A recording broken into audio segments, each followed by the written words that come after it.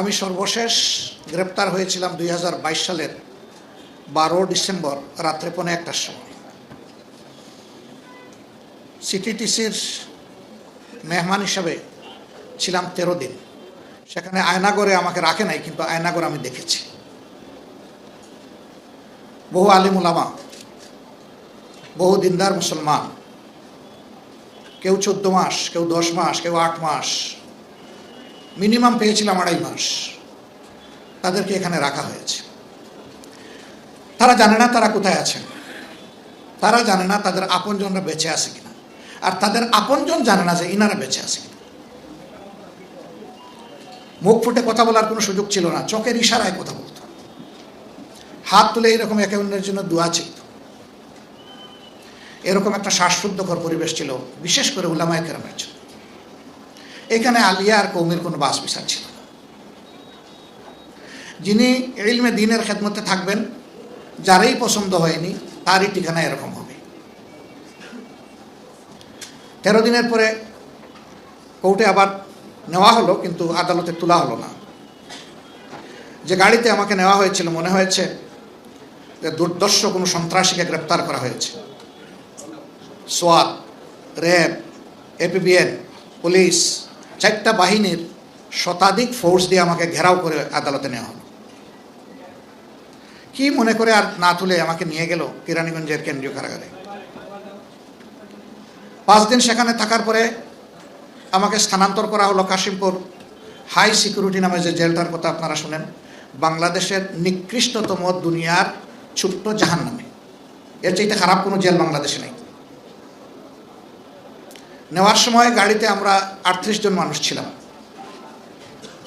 আমাকে পছন্দ হয় নাই কি কারণে আমি জানি না, আমি ছাড়া বাকি সকলের হাতে হ্যান্ডকাপ, পায়ে বেড়ি। এর মধ্যে কয়েকজন বিজ্ঞ বয়স্ক আলেমও ছিলেন। একজন আমাকে বললেন, আমি প্রথম দিন আপনার জন্য কিছু হাদিয়া পাঠিয়েছিলাম, আপনি কি পেয়েছিলেন? আমি বললাম, আল্লাহু আকবার, আপনি তাহলে আল্লাহর সেই ফিরিস্তা। সেই দিন আমি খালি হাতে কেরানীগঞ্জে ঢুকেছিলাম, বৃষ্টি অজর দ্বারায়, আর দিনটা ছিল 25শে ডিসেম্বর, কনকনে শীত, শীতে জমে যাওয়ার উপক্রম। আমি সেলে ঢুকার 1 ঘন্টার ভিতরে একজন আইসা বলল, একজন বড় উস্তাদের নাম, যে উনি এটা হাদিয়া পাঠিয়েছেন আপনার জন্য, আমি পরে এসে বলবো, বলেই সে চলে গেল। আমি আলহামদুলিল্লাহ খুললাম, খুলে দেখলাম আমার জন্য ওই সময় যা প্রয়োজন সব এখানে পাঠানো হয়েছে। আল্লাহ আকবার। আমি মনে মনে আল্লাহর এই বান্দার শুকরিয়া আদায়ের অপেক্ষা করছিলাম। গাড়িতে উঠে হাতে হ্যান্ডকাপ আর পায়ে বেড়ি পরা, মাথায় পাগড়ি, এই উস্তাদ যখন আমাকে বললেন যে আপনি কি আমার হাদিয়াটা প্রথম দিন পেয়েছেন, আপনি আল্লাহর সেই ফিরিস্তা কিনা, বলেই আমি কাঁদতে শুরু করলাম। আমার যদি শক্তি থাকতো, ওনার পায়ের বেড়ি এনে আমার পায়ে লাগাইতাম, হাতের হ্যান্ডকাপ এনে আমার হাতে পরাতাম। ওই বাসে বসে বসেই শুনলাম উনি দেশের বিভিন্ন জায়গায় 22টা মাদ্রাসা নিজের উদ্যোগে গড়ে তুলেছেন, এবং তিনি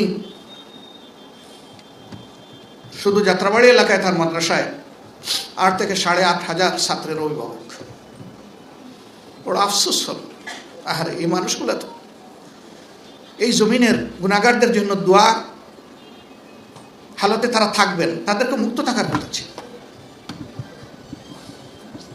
আমি ভাবলাম যে এই যে তিনি আমাকে ঋণী করলেন, এই ঋণ আমি পরিশোধ করবো কিভাবে। আমি তাকে চিন্তা করি, তার নামটাও শুনি নাই, জীবনে কোনোদিন দেখি নাই, মুলাকাত করি নাই, সালাম বিনিময় হয় নাই। তিনি কেমনে বুঝলেন যে আমার এইগুলা প্রয়োজন? আমি তাকে জিজ্ঞেস করলাম, ভাই আপনি কেমনে বুঝলেন যে আমার এগুলো লাগবে? বলে যে আপনাকে যখন নিয়ে যাচ্ছিল তখন আমি ঠিক যোগ দৃষ্টি দিয়ে আপনার দিকে তাকাচ্ছিলাম, আমার মনে হয়েছে যে আপনি এইভাবেই ঢুকছেন, আপনার আর কোনো সাপোর্ট নেই। পরের দিন আমার জন্য জেল কর্তৃপক্ষের কিছু জিনিস এবং বাইরে থেকে কিছু জিনিস কিনেছে। ওই রাত্রেই তো আমি বরফ হয়ে যেত। আমি বিশ্বাস করি এটা আমার জন্য নয়, আল্লাহর এই বান্দা এই কাজটা করেছেন মহান আল্লাহর জন্য।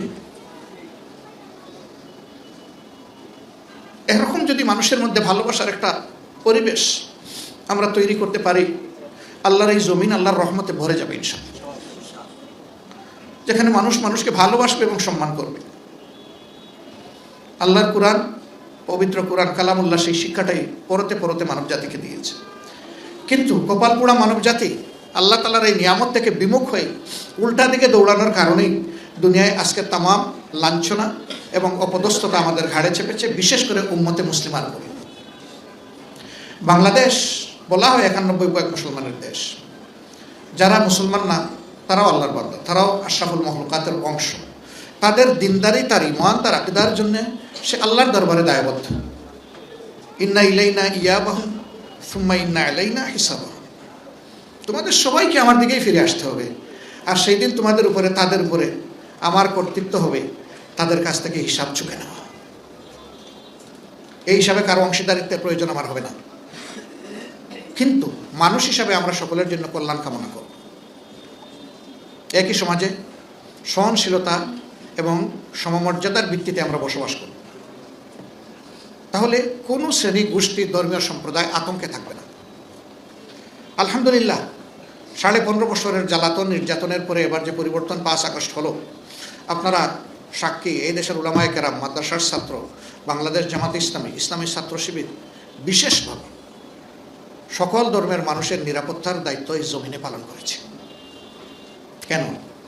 আমরা আল্লাহকে ভয় করি, দেশ এবং দেশের মানুষকে ভালোবাসি। এই জন্য আমরা চাইনি যে আমাদের দেশে কেউ বিপর্যয় সৃষ্টি করুক। যা হতে পারত, আল্লাহু আকবার, তার কিছুই হয়নি।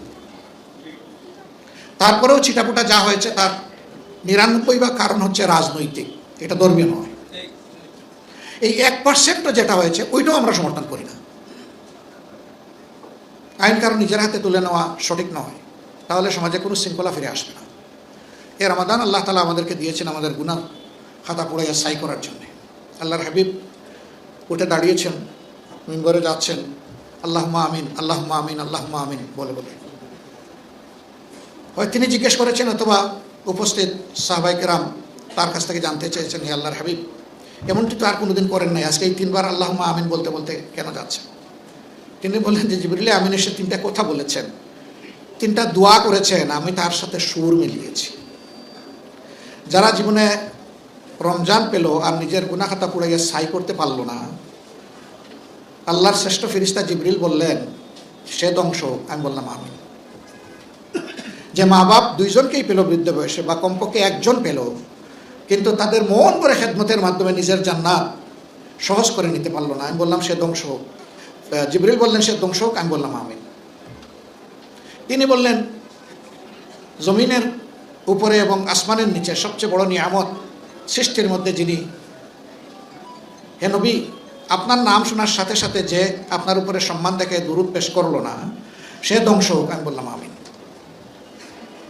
তাইলে এই রমজান কি সুখবার্তা, আনন্দের বার্তা আমাদেরকে নিয়ে এসেছে।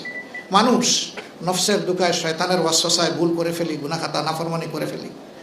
ঈমান এবং ইহতিসাবের সাথে এই রোজা যে রাখবে, আল্লাহর হাবিব বলছেন যে তার অতীতের সকল গুনাহ মুছে ফেলা হবে। এবারকার এই রমজান যেন আমাদের জন্য এই বার্তা নিয়ে আসে।